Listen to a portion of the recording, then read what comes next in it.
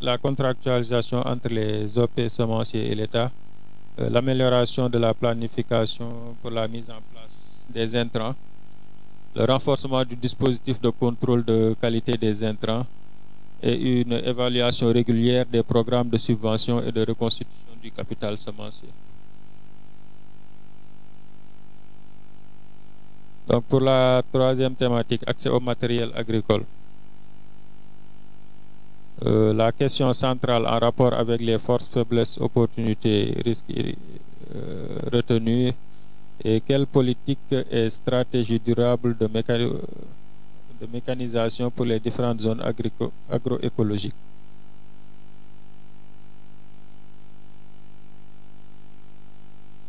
Donc là, les mesures pour accompagner cette question, c'est la caractérisation de la demande pour une répartition plus efficace du matériel, l'accompagnement des programmes d'équipement pour la formation, les services après-vente, le transfert de technologies et l'accès au financement. Et enfin, le renforcement de la recherche-développement sur la mécanisation. Pour la transformation, la commercialisation et la promotion du riz local. Donc, il y a aussi une seule question centrale, c'est quelle action pour une meilleure valorisation du riz local. Donc, les mesures sont la mise à niveau des équipements des unités artisanales, la construction et la réhabilitation d'infrastructures de stockage, la mise en place d'unités de séchage et de nettoyage du paddy, la mise en place des points de collecte pour le paddy et pour le riz blanc, mettre en œuvre le programme récépissé d'entrepôt, élargir et renforcer la plateforme de commercialisation, renforcer la labellisation du riz local, renforcer la protection phytosanitaire des stocks et aussi rendre plus incitatif le prix du riz paddy. Donc pour la dernière thématique, en rapport avec le financement et les assurances agricoles. Donc au regard des forces, faiblesses, opportunités et risques, nous avons retenu comme question centrale quel mécanisme pour une meilleure adaptation de l'offre de financement et d'assurance aux besoins, donc aux besoins des acteurs. Les mesures donc sont investir dans des ressources humaines qualifiées pour un meilleur service au niveau des banques, des IMF et de la CNAS, accélérer le processus d'évaluation des sinistres et de remboursement, adapter l'offre aux besoins spécifiques locaux, donc revoir les coûts liés à l'assurance des GMP, procéder à l'annualisation du crédit, revoir le taux d'apport personnel pour les crédits liés au matériel agricole et enfin mettre en place des représentations au niveau local en ce qui concerne la Caisse nationale d'assurance agricole. Nous vous remercions de votre attention.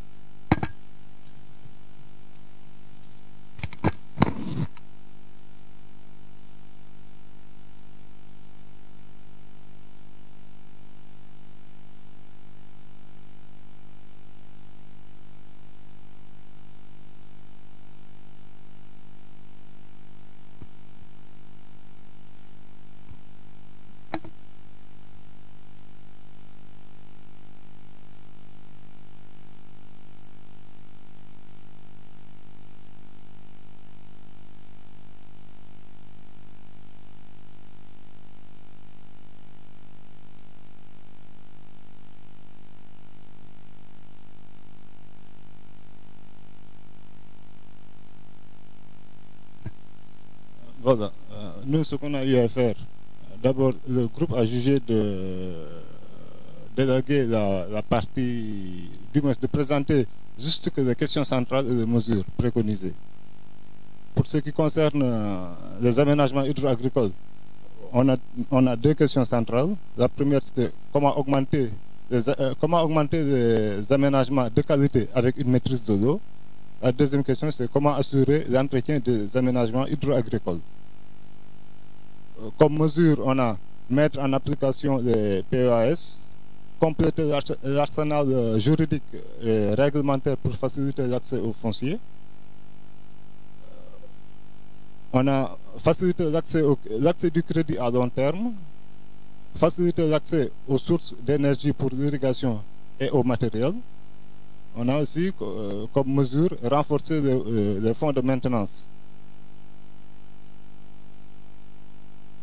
Pour ce qui concerne l'accès aux intrants, là aussi on a deux questions centrales. Comment assurer la disponibilité des intrants de qualité en quantité et comment faciliter l'accès aux intrants. Comme mesure, on a renforcé les moyens humains et matériels des structures de contrôle et d'encadrement. Deuxième mesure, on a augmenté le financement de la production de pré-base. Troisième mesure, appuyer la mise en place des magasins de stockage pour les OPS. Quatrième mesure, faire respecter la mesure CEDEAO. Cinquième, promouvoir l'engrais bio et privilégier les entreprises locales pour la commande publique. Et enfin, la dernière mesure, c'est redynamiser le CNCSP.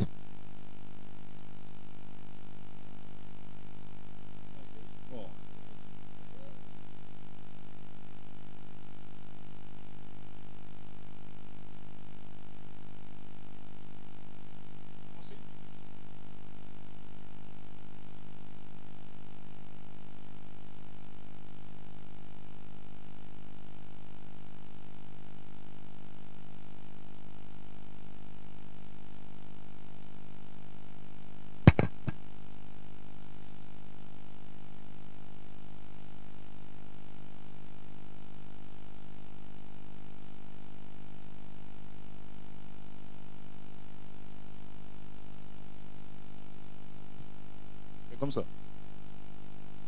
Okay.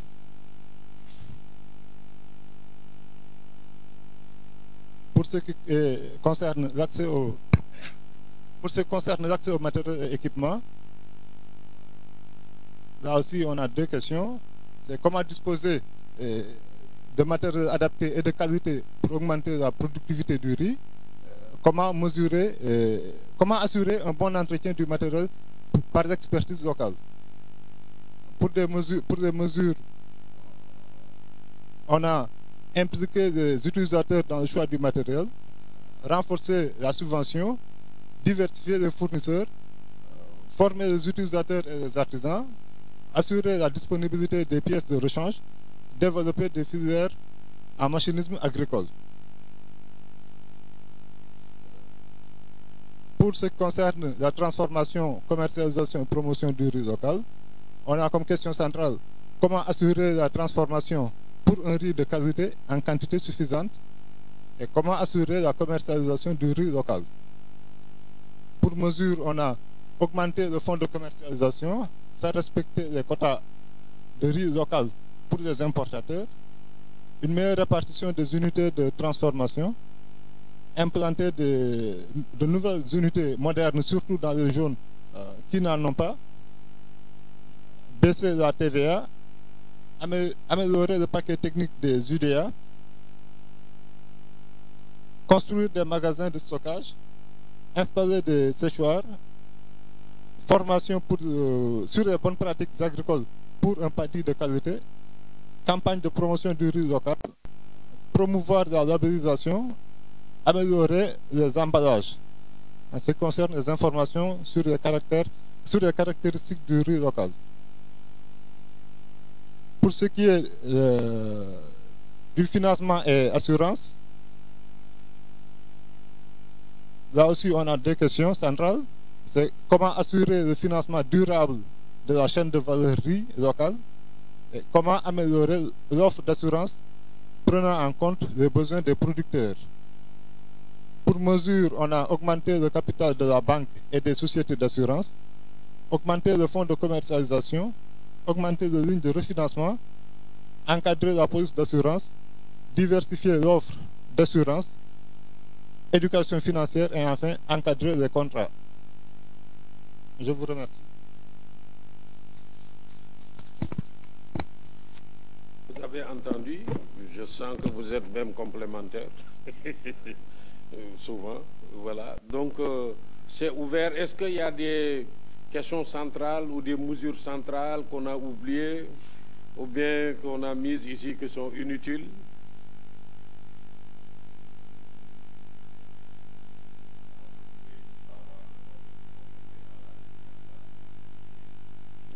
Oui, parle un peu fort.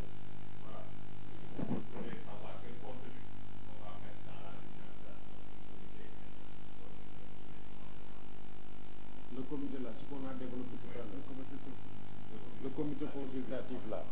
Bon, elle me disait, bon, j'ai l'habitude de faciliter le comité régional sur les semences de la CEDEAO depuis beaucoup d'années. Bon, elle me rappelait que c'est dans le dispositif réglementaire dans le dispositif du règlement semencier de la CEDEAO. Chaque pays doit l'avoir. Voilà, c'est ça. Un conseil. Est-ce qu'il se réunit régulièrement? Voilà.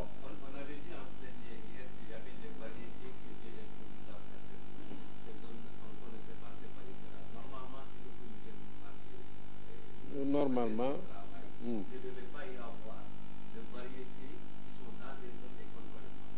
Voilà.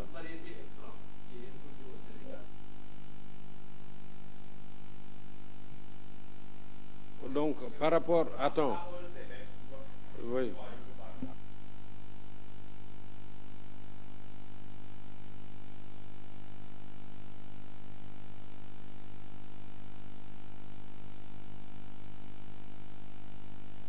La question ici, je pense que ce qu'il faut inscrire ici, c'est faire fonctionner effectivement.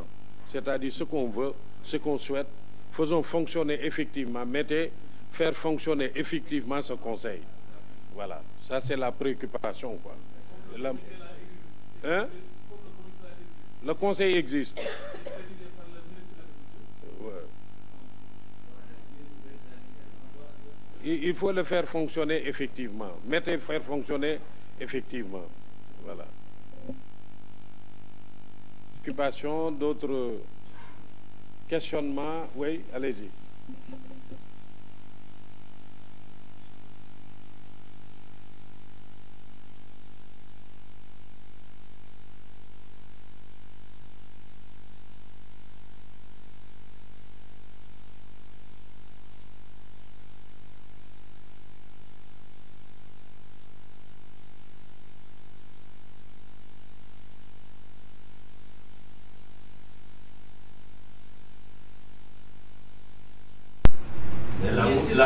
Tu es en train de bien parler. Allez-y, mon frère. Prends le micro. Ce que tu dis est important.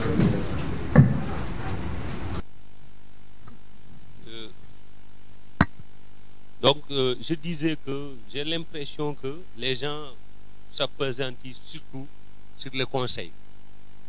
On est en train de donner des conseils, mais pas de mesures.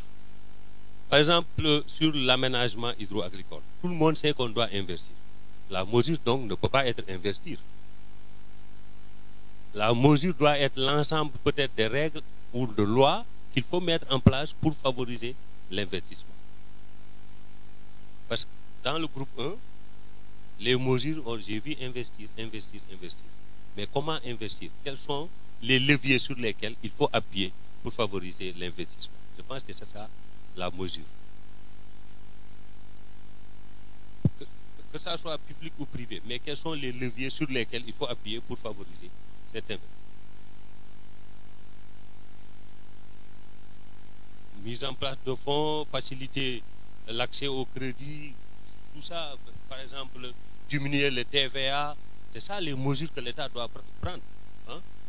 annualité du crédit pour que même le producteur privé puisse investir à long terme. Par exemple, si le crédit dit 10 ans, on peut par exemple faire les aménagements. C'est ça les mesures que les gens doivent prendre. Et si on garde l'idée, mise en place d'une facilité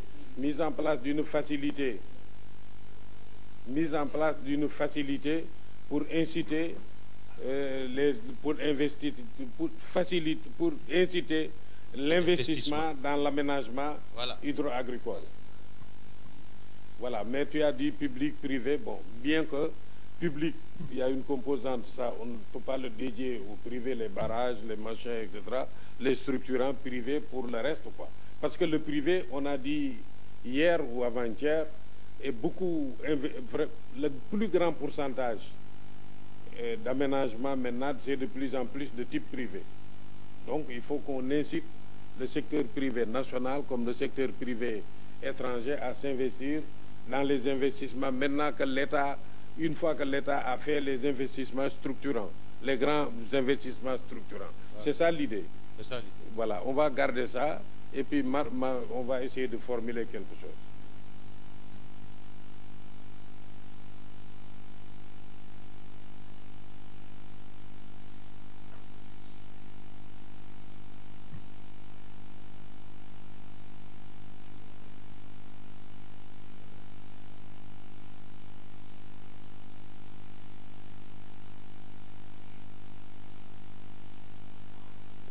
Ok, d'autres interventions?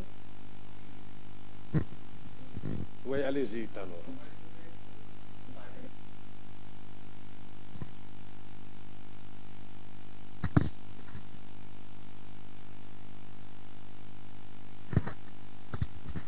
Voilà, je voudrais parler de l'information technique agricole. Quand vous voyez bien, pour la plupart, les décideurs n'ont pas des bases toujours à disposition, une base d'information pour prendre les décisions qu'il faut. Raison pour laquelle il va falloir dans la filièrerie trouver des moyens pour instaurer une collecte et une diffusion régulière de l'information au niveau, en tout cas à des niveaux centralisés, hein, quelque part, pour permettre à ce que l'information soit régulièrement disponible.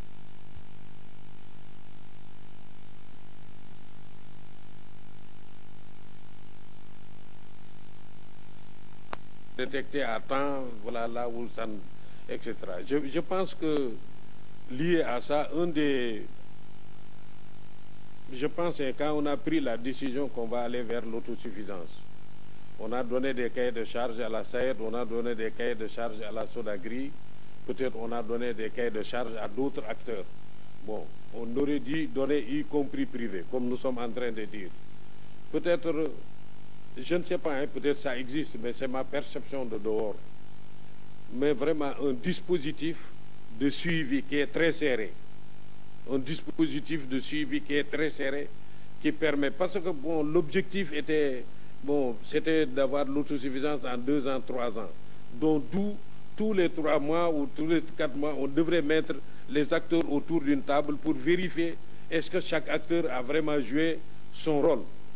Voilà, ça je pense que si on avait ça, peut-être certains types de débats n'auraient pas pu avoir lieu parce que le débat semblait seulement charger l'État, etc. Mais l'État aussi, s'il n'est pas sous pression des acteurs que tous les 4 mois, etc., tous ceux qui sont dépositaires de cahiers de charges, bon, ils ont tellement beaucoup d'autres choses à faire que peut-être ils ne se prépareraient pas régulièrement pour venir rendre compte. Je pense que ça, c'est un bon outil de pilotage pour éviter les surprises. Ouais. Le dispositif de suivi et évaluation, quoi. Ouais. Ouais, c'est que quand vous prenez par exemple le PRACAS 1, il avait été institué pour la gouvernance de la politique en tant que telle et le suivi et évaluation, la mise en place de ce qu'ils avaient appelé des comités techniques de suivi. Et ces comités techniques de suivi devaient être dirigés par les interprofessions. Et dans chaque comité, il y avait un secrétariat. Et tout ce suivi devait être fait de façon régulière. Donc, régulièrement, ces comités devaient se réunir et puis faire la situation de l'évolution du PRACAS. À ma connaissance, je n'ai jamais eu d'informations, en tout cas de rapports, de réunions de ces comités techniques de suivi, parce que ça devait être dirigé depuis le secrétariat général du ministère de l'Agriculture, mais on n'a pas pu retrouver en tout cas des rapports de ces interprofessions, de ces comités-là, parce qu'il y avait 4 comités, et véritablement il n'y en a pas eu un. Qu'on reprenne ça dans nos propositions, parce que c'est pertinent, pour qu'on le reprenne, pour dire il faut le faire fonctionner. Bon, assez souvent nous sommes comme ça, hein. Quand on développe une stratégie, programme, on prévoit beaucoup de choses, mais après vraiment on ne leur donne pas la fonctionnalité. Les idées sont là. Bon, c'est sûr que ça là, si ça marchait, ce serait bien. Si on avait cet espace d'observatoire ou qui sort un bulletin qui fait circuler tout de suite, l'écho sur le riz, des choses comme ça. Bon, on sait chaque mois, amener à chaque mois, tout le monde l'attend pour savoir qu'est-ce qui se passe à Podor, à Matam, à Soragri, etc., etc. Vous voyez, c'est un bon outil de veille pour détecter tout de suite les dysfonctionnements et puis venir les corriger. Bon, on va les remettre comme les 8 que j'ai reçus de Wali hier. Les mesures, on va aller regarder, peut-être si on les a oubliées, un certain nombre de mesures. Je pense que ça vaut la peine de les reprendre quoi, dans les propositions. D'autres interventions sur des choses importantes qu'on a oubliées.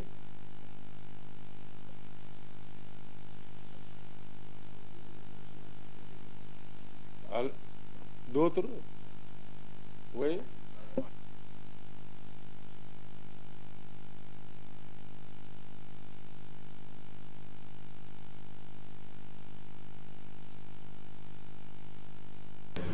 C'était pour pallier les effets du changement climatique, la disponibilité de l'eau. On a cité pas mal d'usages de barrages, etc., qu'il fallait mettre en place pour justement réguler les cours d'eau à laquelle on capte l'eau pour l'irrigation. Donc on n'a pas donné explicitement, mais dans le puits de l'eau, on l'a bien on a.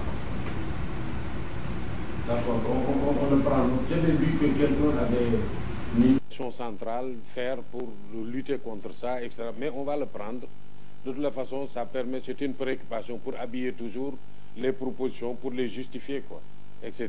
D'autres interventions? Oui, allez-y, Seyni.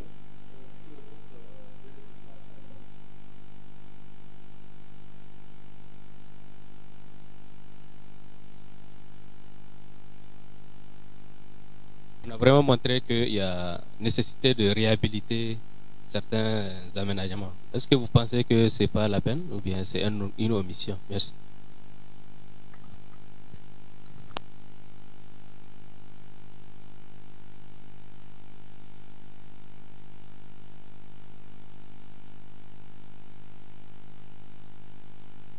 Je disais souvent, vous êtes complément.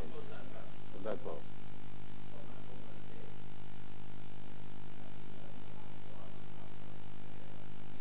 Oui, oui.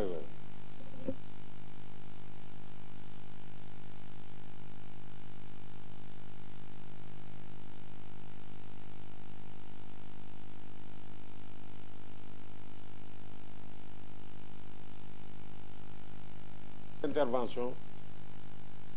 Il y a 5 préoccupations. Il y avait la première, c'était la facilité pour inciter l'investissement privé et public dans les aménagements hydro-agricoles. Il y avait sur l'information, il y avait sur la gouvernance, suivi, évaluation, la réhabilitation des comités spécifiques de suivi. Et puis il y a la problématique de changement climatique, c'est-à-dire on réintitulera un certain nombre de stratégies ou d'objectifs en les ciblant que c'est pour vraiment faire face aux effets et impacts du changement climatique. Et puis, il y avait la dernière préoccupation, bon, la réhabilitation, bon, tous les deux groupes, même s'ils ne l'ont pas formellement écrit de la même manière, je pense que c'est une préoccupation acceptée. d'autres interventions? Voilà, donc sur la base de ce que vous allez nous donner, nous, on va aller essayer de regarder comment le recongiter pour faire un projet de rapport et terminer vraiment par un tableau en direction de, comme votre dernier tableau là, y retravailler pour que ça soit notre tableau final de recommandation, notre tableau final qui récapitule nos recommandations. Je pense que s'il est bien travaillé, on pourra faire l'articulation entre, comme je vous ai dit, l'objectif du gouvernement d'autosuffisance avec une situation de référence aujourd'hui de 1,1 million, une situation souhaitée de 2 millions. Pour ce faire, vous avez donné ces 5 leviers. Voilà, on va les formuler pour que ça soit des 5 leviers et pour chaque levier, quelle est la question centrale et les mesures qu'il faut prendre. Oui, oui mon frère, allez-y.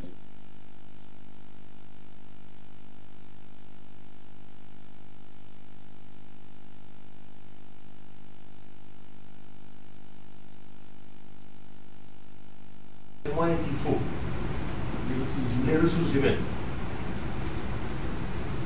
D'accord, il faut vous accompagner, mais je vais marquer ça. Je marque ressources humaines. Les moyens qu'il faut.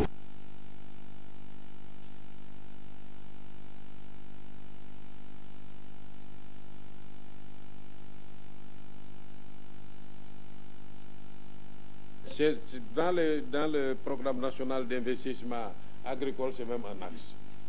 Parce qu'on va, bon, excusez-moi le mot, hein, parce que je suis plus âgé que vous, les gens disent les gens sont vieillissants, qu'il faut renouveler, etc. Mais c'est moins ça, il y a cette dimension, mais il y a la dimension de l'incitation, de la motivation, de trucs, etc.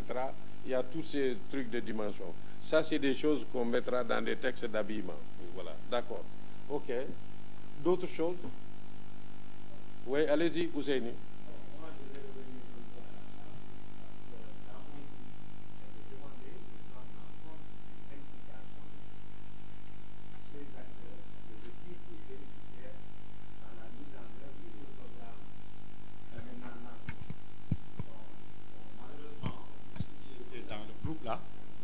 Ils n'ont pas peut-être bien compris, mais je vais m'expliquer un peu. Nous, on a des programmes d'aménagement dans le PRACAS. On a des commissions aménagement, on a des commissions pour le matériel agricole, on a des commissions pour les intrants. Toutes ces commissions-là fonctionnent. Les commissions pour les intrants fonctionnent correctement, il n'y a pas de problème. Les commissions sur les matériels fonctionnent très bien, il n'y a pas de problème. Mais c'est uniquement sur la commission aménagement qui ne fonctionne pas. Tout simplement parce que chaque fois, il y a des heures à distribuer. C'est uniquement la SAED qui fait le choix des bénéficiaires. Et souvent, on est confronté à des problèmes. On donne à des producteurs, mais des heures d'aménagement qui sont par la suite revendues à d'autres producteurs. Donc, on a demandé que les producteurs soient impliqués dans le choix même des bénéficiaires, comme on le fait dans les commissions pour les intrants, comme on le fait dans la commission pour le matériel agricole.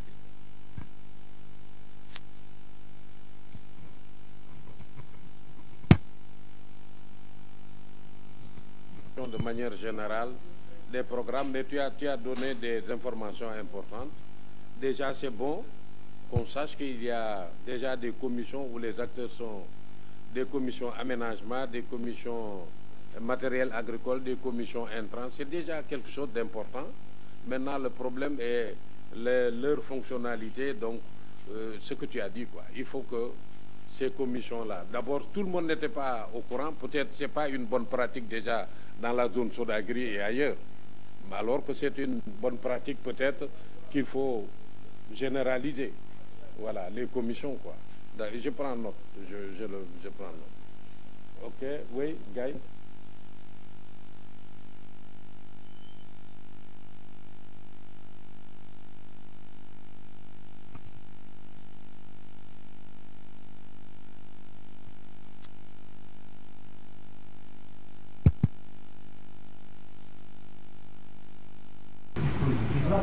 Pour les statistiques. parce que tout est la base à ce niveau. Hein. Si on n'a pas de statistiques fiables, on ne peut pas développer une politique agricole. Ça peut faire l'objet d'une recommandation aussi. Je vais prendre la recommandation, mais je vais profiter de votre présence pour demander quelle est l'expérience sur le riz de manière spécifique. Je sais que dans tous les pays de la CEDEAO, la problématique des statistiques agricoles est pressante, partout. Partout, parce que les dispositifs qui existaient, il y avait des projets qui aidaient à faire les enquêtes, à faire les trucs. C'est parti, les partenaires ont dit c'est régalien, c'est l'État qui doit s'y investir, mais on sait que ça coûte cher. Bon, mais le minimum aussi que même les États font, les bailleurs tournent autour de ce minimum, les utilisent pour faire. En fait, les gens n'arrivent pas à s'asseoir ensemble pour dire qu'est-ce qu'on fait, on mutualise les moyens pour faire des choses.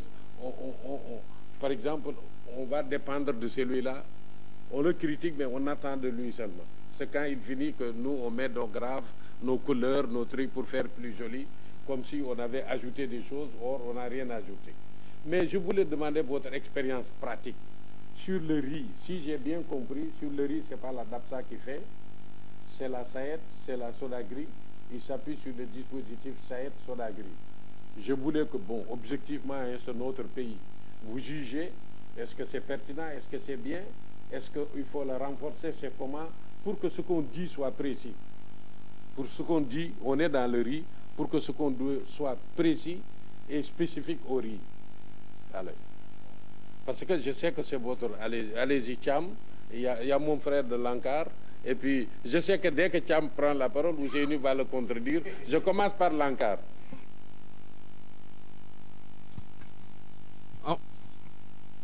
Enfin, nous considérons effectivement que ce que donne la SAED, en tout cas nous sommes dans la zone vallée, est fiable.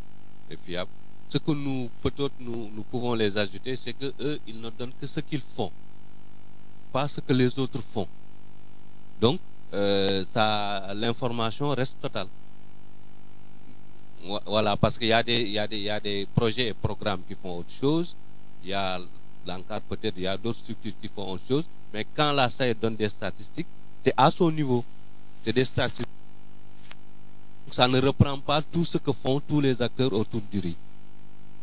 Merci. Oui, bon, effectivement, ce qu'il dit, parce que nous, les statistiques que nous donnons, ça concerne la vallée.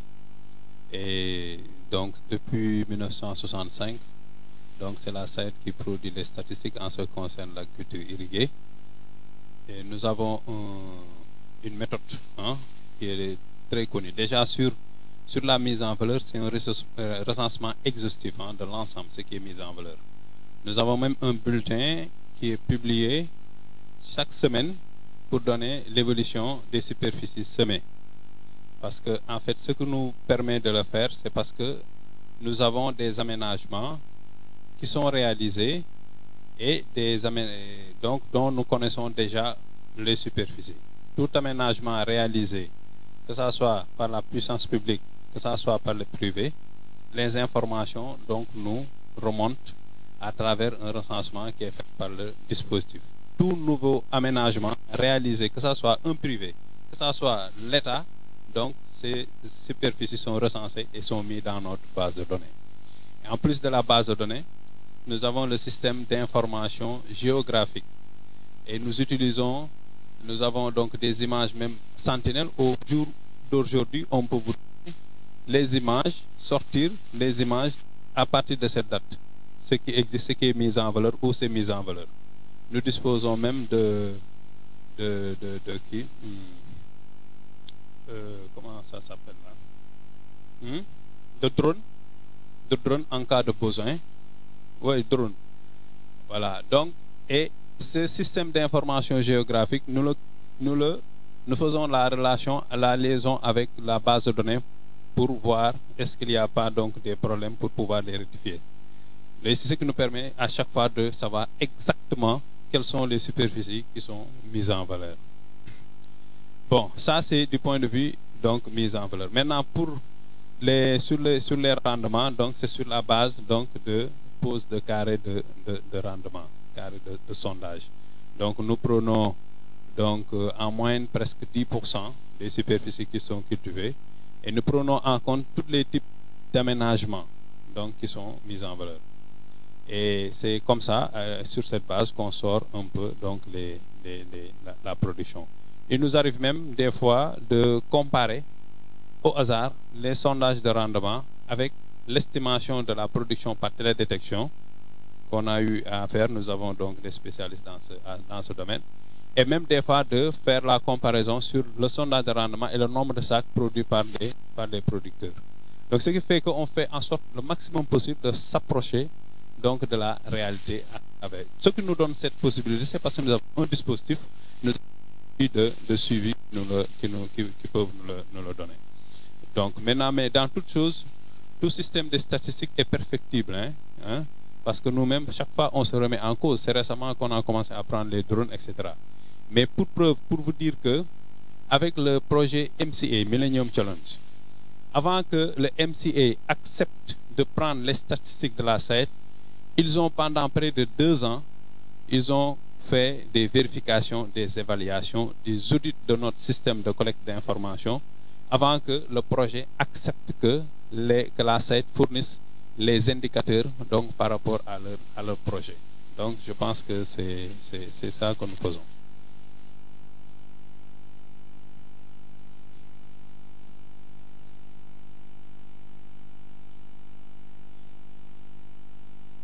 La réponse est, dès que c'est aménagé, que ça soit qui privé, etc., ce qu'ils appellent les ONG, ce qu'ils suivent, tout cela, vous connaissez. Donc c'est pris en compte.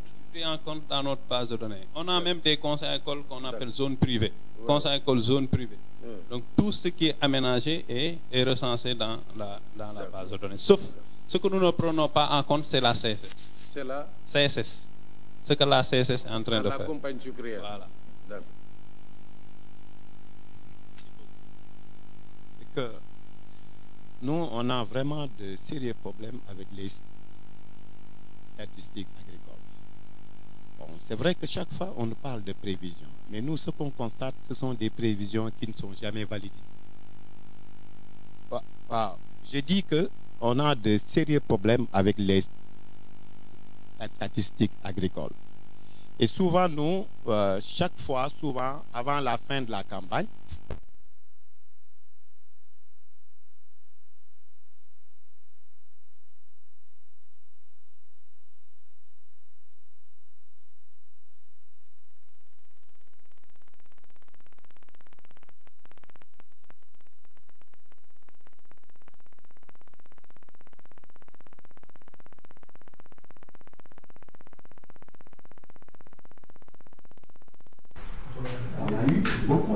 on a constaté des baisses de rendement. Et pour aller en campagne hiver pour saison suivante, j'étais obligé d'aller à la banque pour négocier avec la banque pour nous accorder des moratoires. Pour qu'on puisse aller en campagne parce qu'il y a vraiment des baisses de rendement. Mais à ma grande surprise, on nous présente des résultats qui donnent 7 tonnes à l'hectare. Ça pose problème. Nous, si on avait 7 tonnes à l'hectare, on n'aurait dû pas aller à la banque pour demander des moratoires. Donc ça veut dire que c'est important quand même qu'on puisse valider avec les acteurs les résultats des statistiques du sondage qu'on a. Arrêtons-nous là-bas. Arrêtons-nous là-bas. Il faut que arrêtons-nous là-bas. Il faut qu'on puisse valider avec les acteurs. Quel contenu tu mets là-bas? Non, mais je vous aide. Je suis en train de vous aider. Je suis un facilitateur déjà. Je veux un compromis un peu. Donc, lui, il dit qu'il a carré de rencontre, il a le système d'information géographique, il a même des drones, il intègre tous ces outils à la fois pour faire ses prévisions. Donc, toi, tu dis, il faut qu'il le valide avec les acteurs. Les acteurs qui vont venir de quoi ils disposent pour pouvoir, avec la SAED, ces outils, comment dirais-je, valider ou non valider. Qu'est-ce que tu viens d'en valider? Qu'est-ce que je mets par exemple un exemple d'abord. Un exemple d'abord. Par exemple, les sondages, on les fait dans nos parcelles. On connaît chez quel producteur on les a fait. Au finish, le producteur a récolté. Il sait combien il a eu. Il doit y avoir une confrontation entre les sondages et les récoltes. Moi, et personnellement, on a plusieurs fait des sondages avec moi. Il n'y a jamais eu de confrontation entre les sondages et les récoltes. Récolte effective. Donc c'est ça. Je me dis aussi, quand on dit, pour moi c'est important qu'on organise des bilans de campagne. Les bilans de campagne, on se retrouve par exemple, chaque fois.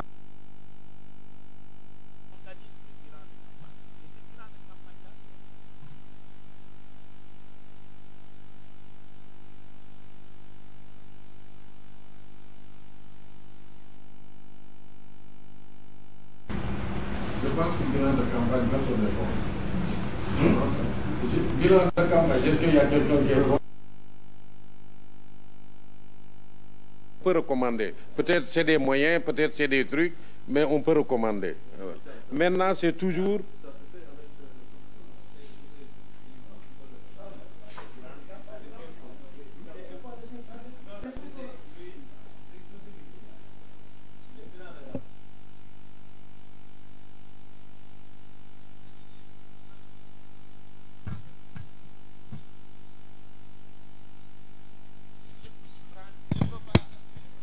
Tu sais, non, je préfère. Non, je ne vais pas entrer dans ce débat parce qu'on est tous des responsables. Je ne vais pas entrer dans ce débat, hein, parce que moi, je connais, c'est Ousseynou qui parle, on le connaît très bien. Donc, mais je pense, je dis, hein, non, tu sais, c'est... Attends, pardon, s'il te plaît. Voilà, vous ne vous êtes, voilà, tu es là, Saïd. Ousseynou va répondre, mais nous sommes là pour regarder. Ça soit un ping-pong là. Voilà, mais je dis, ok, je lui prends, ok, maintenant, s'il n'y a pas de... On est d'accord, hein, les bilans de campagne, on le préfère, nous tous, hein, parce que tout ça, c'est important. Mais, bon, quand même, il y a toujours des tentatives, hein, parce que des tentatives de... C'est-à-dire, l'occasion est souvent donnée à l'atelier de fixation des prix du paddy, donc de faire le point, hein, sur les activités, de donner les estimations de production avec tous les acteurs, et sur cette base, donc, de donner un peu fixer le prix du paddy. Et c'est des échanges souvent, parce que nous avons mis en place pour accompagner ces producteurs, parce que tout ça, c'est nous qui le faisons, hein, autant. Mais on s'est dit qu'au fur et à mesure, il faut qu'on essaie de se désengager et responsabiliser davantage les acteurs. Ce n'est pas pour rien qu'aujourd'hui, la SAID se lève un bon jour pour dire qu'on est prêt à appuyer le CIRIS pour qu'ils mettent en place leur secrétariat exécutif. Ce n'est pas pour rien qu'on se dit qu'on peut laisser ouvert au CIRIS, que si le CIRIS a les moyens pour avoir une base de données pour suivre tout ça, à ce qu'on puisse leur ouvrir notre système de base de données pour les accompagner. Hein? Nous, ce qu'on fait, c'est-à-dire ce qu'il dit, imagine par exemple pour cette campagne, vous avez 46 000 hectares, hein, qui sont donc exploités pour cette campagne. 46 000 hectares, en moyenne, si tu devrais, donc c'est combien de parcelles? Avec un hectare, c'est 46 000 hectares, c'est 46 000 carrés. Je donne, si c'est chaque personne a un hectare. Comment est-ce qu'on peut suivre 46 000 carrés? Ce n'est pas possible. Il faut un échantillonnage. C'est une méthode.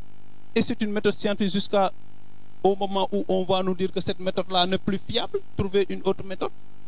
Ce qu'il dit, c'est un besoin, un souhait de vouloir. Mais déjà, ce que nous faisons sur les superficies, on recense l'intégralité des superficies. Parce que ce qui nous permet de le faire, c'est parce que nous connaissons les limites des aménagements. On sait que Bundum, c'est 3600 hectares. Si tout Bundum cultive, on sait que c'est 3600 hectares.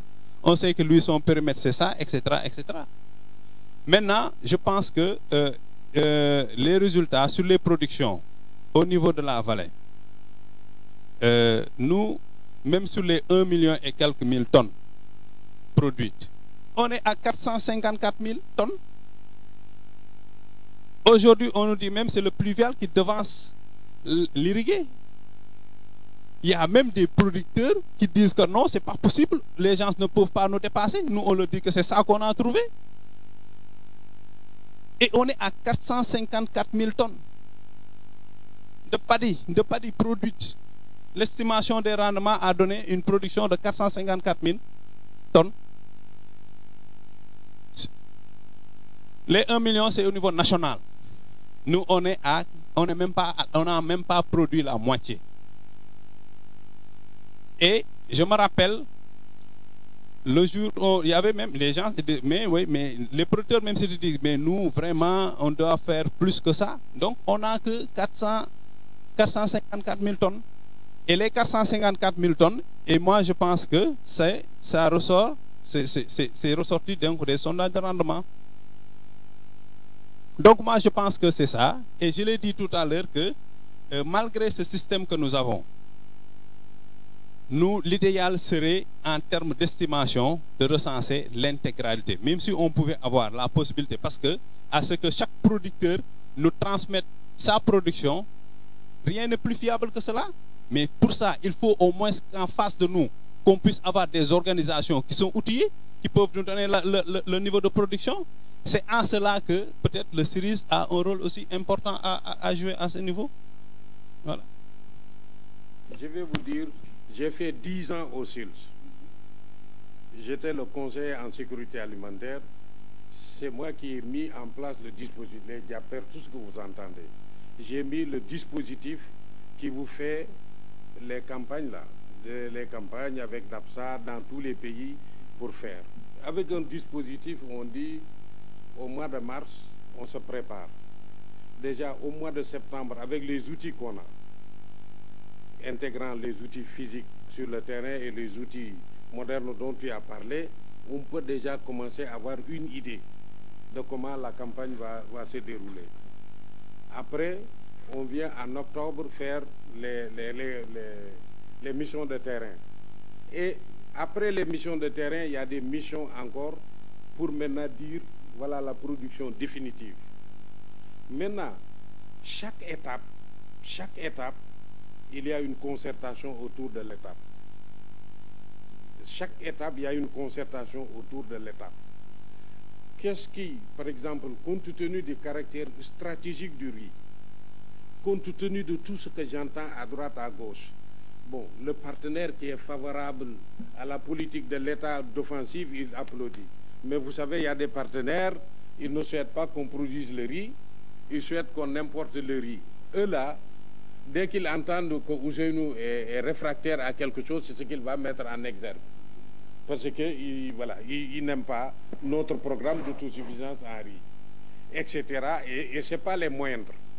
C'est les grands partenaires stratégiques du pays qui ne sont pas d'accord avec cet objectif d'autosuffisance en riz. Moi, je ne crois pas que si on ne le fait pas à terme un jour, là, on aura le plus grand problème du monde. Parce qu'on va se réveiller, notre ventre là, on ne peut rien faire, il n'y a rien dans le marché, même si on a l'argent. Donc, puisque c'est aussi stratégique le riz, mais pourquoi on ne peut pas aller vers un consensus sur un mécanisme où il y a la SAED, mais il y a l'œil externe de la DAPSA, il y a l'œil externe de, comment ça s'appelle là, l'agence nationale, voilà, l'ENAS. Tout cela, on les met là-dedans et on met les acteurs là-dedans. Ce qui fait, parce que bon, je m'excuse, hein, on peut dire que la SAED est juge et partie dans cet exercice de recueillir, de collecter, etc. On peut même le considérer comme juge. Vous avez beau bien travailler, etc., les gens ne verront jamais ça. Mais quand on va avoir un dispositif multi-acteurs, personne ne peut, ce que vous allez faire, les gens n'auront plus peut-être la possibilité d'attaquer. Ça, c'est visible pour tout le monde. On vient, là, ça est dit, voilà moi le mécanisme que j'ai aujourd'hui. Les gars de l'Agence nationale de la statistique, c'est eux les spécialistes de la méthode, de l'approche, ils vont apprécier, corriger, aider. La DAPSA vient faire le suivi, donc là, ça est travail. Quand on va arriver à ce truc, la DAPSA fait les autres choses, mais vient prendre aussi les données ici, etc. Vous êtes quitte.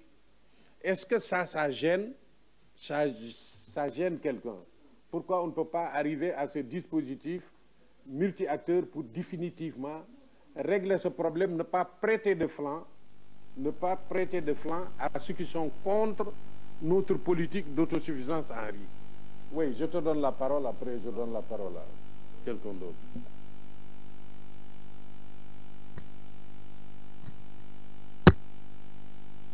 Mon humble avis à tout ça, moi je pense qu'un bon dispositif de suivi et évaluation doit être externe à l'entité. On ne peut pas être juge et partie. Ça, tout le monde est d'accord là-dessus. Moi, je ne peux pas comprendre que la SAED puisse, à lui seul, donner les statistiques sur le riz au niveau de la vallée. Nous qui travaillons dans la zone, souvent on a des problèmes. Vous demandez à un acteur à la base un chiffre, il vous dit qu'il faut que le chiffre là soit traité. Nous, on ne comprend pas ce que c'est traiter un chiffre. Donc, il faut qu'on soit conséquent. Nous sommes là. Moi, je suis parfaitement d'accord pour qu'on intègre les autres acteurs dans les statistiques agricoles du riz. Le dispositif de suivi et évaluation doit être externe au projet et au programme. C'est ça un bon système. Mais le système, quand c'est intérieur, ça devient autre chose. On ne peut pas être jugé et parti. C'est ce que j'avais à dire.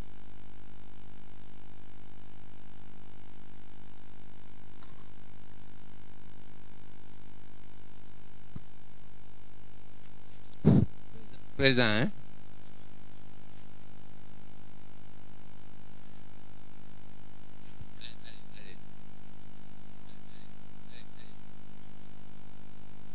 Voilà, merci beaucoup. Moi, je voudrais juste dire un mot. Il y a, sur ce débat, c'est un débat qui sera toujours présent. La question des statistiques, je ne dirais pas au Sénégal, mais en Afrique. Nous l'avons tous vécu. Et jusqu'à présent, on continue de vivre ça. Pour la question maintenant du riz, vous avez fait une proposition qu'on pourrait considérer comme une proposition sage.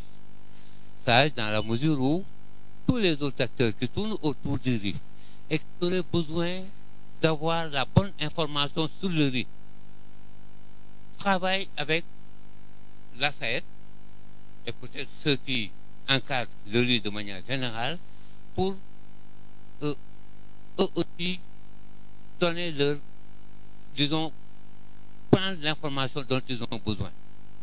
Parce que c'est sur la base de cette information, le Syrie, j'imagine, que le Syrie également mène ses politiques agricoles, ou en tout cas ses politiques rizicoles. Si elle en a, elle a certainement des stratégies, des plans d'action et tout ça, et elle ne peut se baser que sur la base de chiffres précis et clairs. Dans la mesure où vous n'avez pas encore de système de collecte de l'information statistique et qu'il y en a un à côté, moi je verrais bien cette proposition de travailler en collaboration avec eux. Quand vous avez parlé par exemple de bilan annuel de campagne, qui pourrait être un besoin à votre niveau, moi je me suis dit, mais pourquoi ne pas pousser le Syrie à organiser lui-même un bilan de campagne en une journée.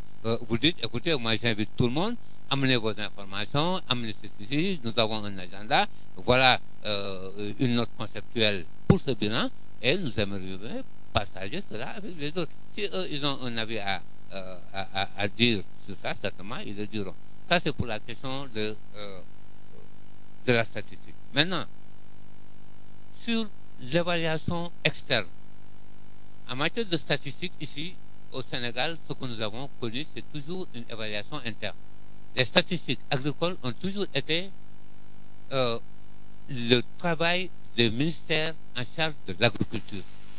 Aujourd'hui, la DAPSA, en tant que structure dédiée pour la collecte de la statistique de manière générale, est une instance, ou en tout cas une structure du ministère de l'Agriculture, et donc dépend du ministre de l'Agriculture lui-même.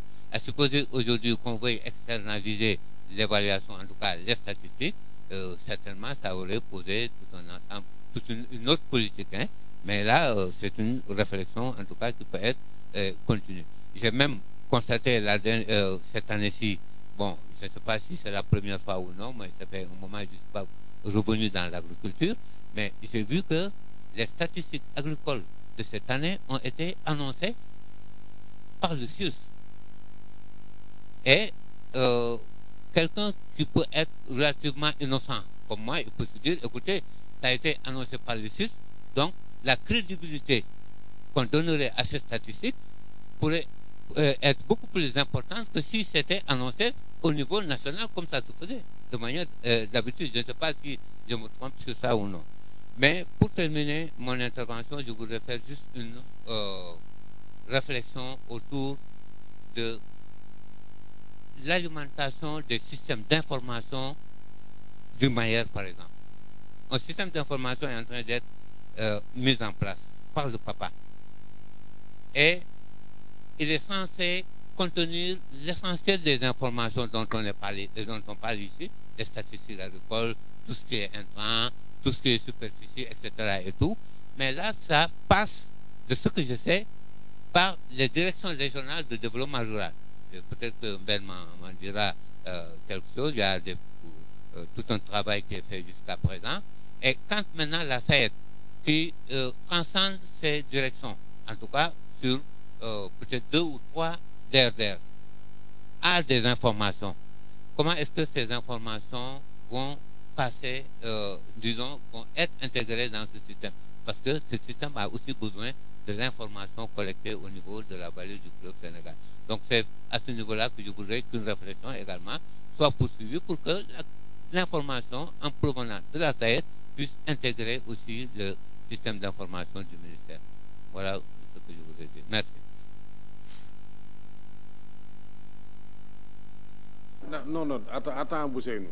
C'est-à-dire, dans ce qu'il a dit, c'est-à-dire le conseil que je donnais, c'est pas vous avec SAED seulement comme ça.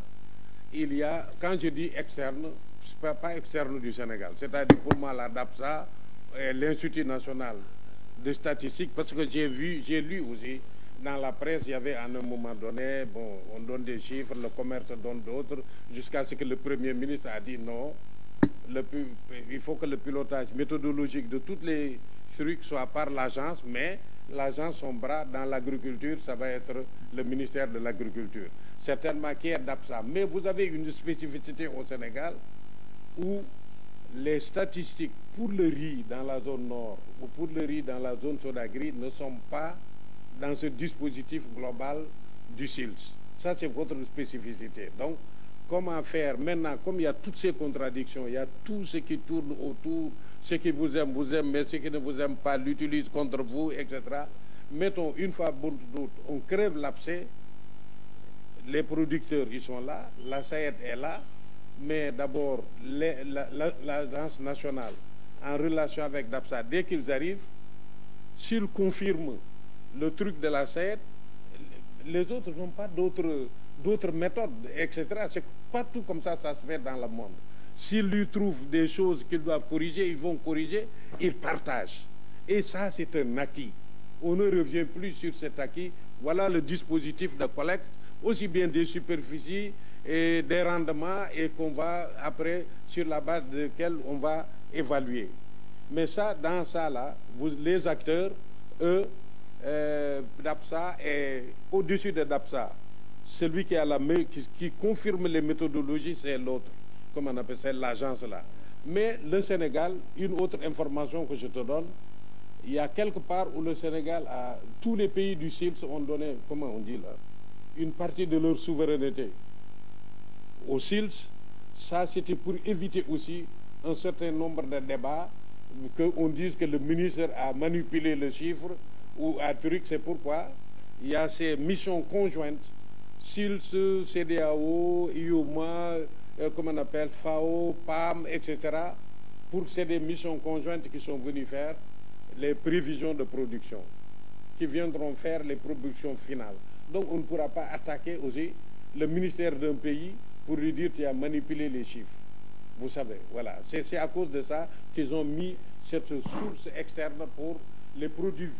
Dans le Sénégal, c'est les productions pluviales qui font l'objet de cette mission conjointe. Le riz n'y est pas. C'est pourquoi, bon, nous sommes entre nous ici. Hein. Bon, le pays, c'est nous qui l'a. Hein. c'est nous qui pouvons conseiller. Si on peut recommander un dispositif multi-acteurs, mais quand on dit dispositif multi-acteurs, quand nous sommes ensemble, c'est le consensus de l'ensemble qui fait foi avec lequel on travaille. À ce moment, une fois que vous avez ce mécanisme, rien n'empêcherait, en début de campagne, dès qu'on a ensemencé, la SAED et ce mécanisme fait sa tournée pour apprécier. Quand on est en pleine, quand les choses sont sorties, maintenant on a une idée que vraiment les semis sont confirmés, on passe encore, on regarde. Ensuite, on peut regarder plus tard. Tout cela, on le fait ensemble, ce qui fait que personne ne peut contester demain. Voilà. Bon, il y avait quelqu'un qui avait demandé, il y avait Ousseynou, après je donne à Wali. Ousseynou, vas-y.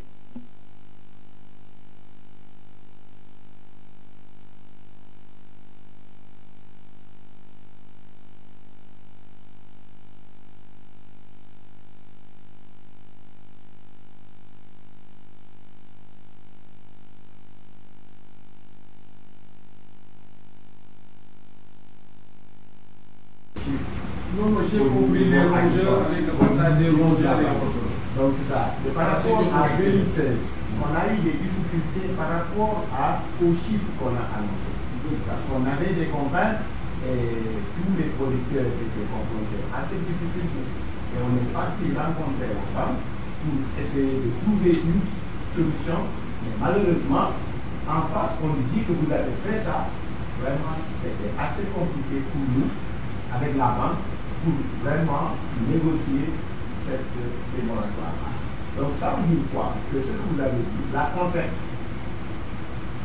c'est important, parce que si on arrive à s'entendre sur un chiffre, il n'a pas besoin mais de défendre, c'est moi-même qui vais sortir pour dire oui, ces chiffres-là, on l'a fait, parce qu'on a validé ensemble. Donc c'est ça, mais ça pose un problème souvent quand on m'interpelle pour me dire que je suis dit, on a fait ça. Alors que moi, je viens d'avoir l'information. Ça pose problème. Quand je le vois, je l'entends à la presse, et ça pose problème. Alors que moi, je suis le président de la filière. C'est important qu'on puisse vraiment se concerter, qu'on ait l'information au moins avec la. Je vais donner la parole à Wali. Mais dans ce que tu dis, je dis, il y a un aspect juridique, c'est-à-dire un aspect méthodologique. C'est-à-dire, supposons que vous avez ce mécanisme, comme je viens de dire, et que ce mécanisme, dès que vous semez, vous faites la tournée ensemble ou bien vous faites l'appréciation ensemble. En pleine campagne, vous faites l'appréciation. Vers la fin, vous faites l'appréciation ensemble. Ça, il n'y a pas de problème. Mais, nous faisons l'agriculture. L'agriculture, c'est avec les calamités. Il peut, à un moment donné, des oiseaux sont venus faire quelque chose. Ou des granivores sont faits. La méthodologie exige à ce moment de faire des missions d'appréciation de l'effet et de l'impact de ça. Voilà, c'est ce que vous allez intégrer après, à la fin de campagne. Allez-y. Allez Merci beaucoup, Président. Je voulais juste d'abord approuver la proposition que vous venez de faire, si cela peut aider et rassurer certaines personnes. Mais aussi préciser que s'il y a ici au niveau de la vallée une structure neutre, c'est bien la SAED. Parce que la SAED ne reçoit pas de crédit en fonction des superficies emblavées ou d'une production récoltée. S'il y a véritablement une structure neutre pour faire des statistiques ici au niveau de la vallée, c'est bien la SAED. Le producteur, il a emprunté. Et en fonction du rendement qu'il va déclarer, il peut négocier avec la banque. En ce moment, il est plus neutre. La banque a fait son crédit. Elle n'est pas neutre. Il n'y a que la SAED aujourd'hui qui est la structure neutre. Donc, il faut relativiser en réalité les termes. Premier élément. Le deuxième élément, c'est il est bon aussi, quand on estime que nous-mêmes on est honnête, aussi qu'on pense que l'autre aussi il est honnête. Je ne vois pas l'intérêt qu'aurait la SAED à traficoter des chiffres. Je fais partie, moi, par chance, des quelques personnes qu'on peut compter sur les doigts d'une main qui reçoivent l'information des productions nationales avant presque tout le monde. Je n'ai jamais je me témoigne, je n'ai jamais vu mon ministre demander à ce qu'on touche aux chiffres qu'on nous présente. Jamais. Alors, je ne vois pas donc pourquoi une structure quelconque s'aventurerait quelque part à essayer de traficoter des chiffres. On n'en a pas l'intérêt, on ne voit pas à quoi ça servir. Je pense que c'est important, quand on est des partenaires, qu'on puisse se faire confiance. Dans aucun pays au monde, on ne verra une structure privée se charger de la statistique. C'est un élément de souveraineté. Maintenant, comme vous l'avez dit, on fait partie d'organisations qui font qu'on perd au fur et à mesure une partie de nos souverainetés. Et on l'accepte aussi. Donc s'il y a des partenaires qui, quand on fait un carré de rendement, qu'on valide, à la fin, et je sais que chaque fois qu'on fixe les prix, Tam n'a pas voulu dire le terme, mais on fait un bilan de la commercialisation. On fait le bilan, les gens acceptent, mais peut-être avant d'aller vers cette fixation de prix, les gens peuvent se retrouver encore, valider ensemble, avant d'aller vers la fixation du prix. Ça, vraiment, ça ne pose pas de problème. Que ça soit ici ou ailleurs. Ce n'est pas un problème. Il ne faut surtout pas que les gens pensent que non, on veut juste que ça soit quelque chose d'interne au ministère de l'Agriculture qu'on veut. Non. Si une personne estime qu'elle peut participer à ce processus, elle est la bienvenue. Il n'y a pas de problème dans ce sens-là. Bon, on a dit, comment on appelle ça, c'est les Wolofs qui disent, raconter la dispute, c'est ramener la dispute. Bon, ce que tu as dit, c'est notre conviction. La plupart des gens, c'est notre conviction. Mais vous savez, nous sommes des êtres humains aussi. La meilleure manière pour éviter ce genre de choses, c'est de mettre en place un mécanisme qui neutralise ça. C'est la meilleure chose. Tu mets un mécanisme qui neutralise. Parce que ce que tu viens de dire, je ne crois pas que, bon, un 2 est particulièrement ça, mais il peut y avoir dans 90 personnes, 2 ou 3 personnes, qui malgré tout ce que tu dis, bon, ils sont toujours suspicieux. Mais quand tu as mis un mécanisme consensuel, il y a tous les acteurs, ben, tant pis pour nous.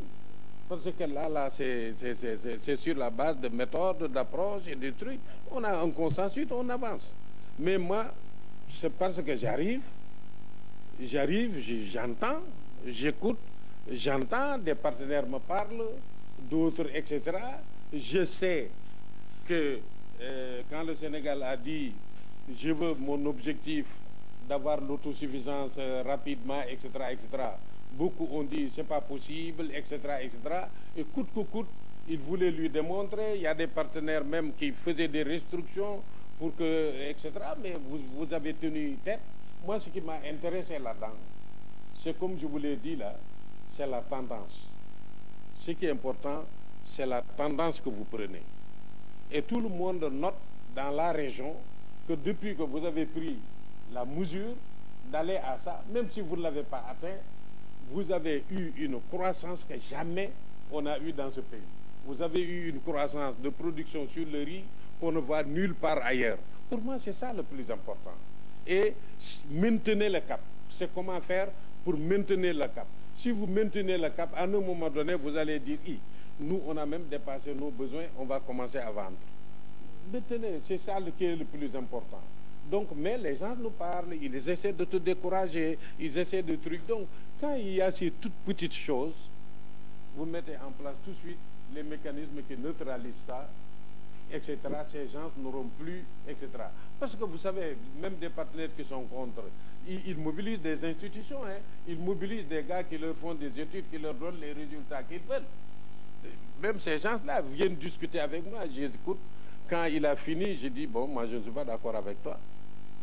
Parce que tu ne m'as pas donné des preuves. Est-ce que vraiment tu ne l'as pas fait pour satisfaire tel partenaire? Parce que je connais le point de vue de tel partenaire. Ça existe. Donc nous, on va avancer. On va travailler, etc. Tout ce qui est susceptible de maintenir tout le temps des controverses pour rien, on met un dispositif, on le neutralise, on avance dans notre direction. Voilà. Donc je pense que...